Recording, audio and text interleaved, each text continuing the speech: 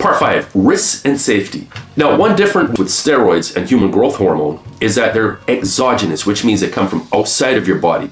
When you take them, your body detects that hormone levels are suspiciously too high and shuts down its own natural production.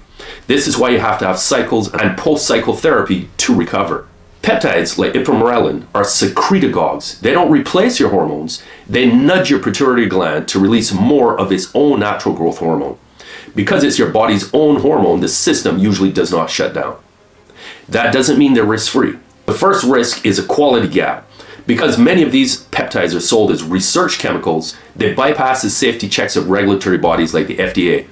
If you don't know how to read a certificate of analysis, you have no way of knowing if your vial contains heavy metals, toxins, or even if it's what it's supposed to be. The second problem is metabolic costs.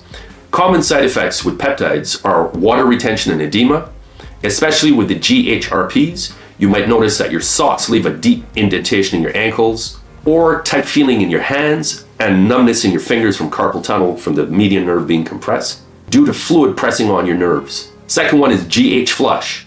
Immediately after injecting GHRHs like CJC 1295, you may feel a wave of heat in your face and chest and a slight headache. This usually lasts for about 10 to 20 minutes. And then number 3, specific to GHRP6 and GHRP2, you can get extreme hunger. That's because they mimic the hunger hormone ghrelin. It can be so intense that it leads to binge eating, which can ruin a bodybuilding diet. Now for the really serious risks, the main one is insulin sensitivity issues. Constant levels of high growth hormone can cause the body to become less sensitive to insulin. Over time, this can lead to elevated blood glucose and in extreme cases, type 2 diabetes. So one tip is that many users of peptides will check their fasting blood glucose every morning with a finger prick monitor. And if their sugars are starting to read high, back off. Another serious issue can be prolactin hormone and cortisol spikes. The older peptides like GHRP2 and GHRP6 can accidentally trigger the release of prolactin from your brain, which can then cause gynecomastia, breast tissue growth, and kill off your libido. They can also cause spikes in cortisol, which is your stress hormone. This is why ipamorelin is preferred because it's selective and avoids both of those. And a third serious consequence from sourcing your peptides from dodgy suppliers is immune responses. If your peptide is very low quality or it hasn't been kept at room temperature and started to degrade, your body might recognize the chemical as a foreign invader and develop antibodies against it. This can make the peptide stop working entirely or cause a rash and allergy symptoms. So how can you reduce your risk?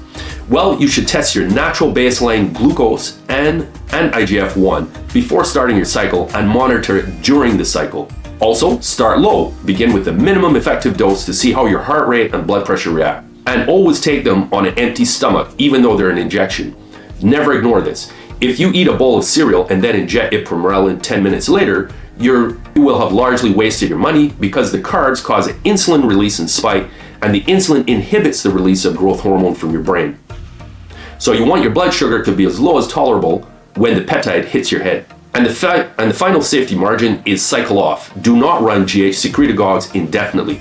2 common cycles would be 5 days on, 2 days off to give your pituitary a break, or 12 weeks on and 4 weeks off to give your axis a break.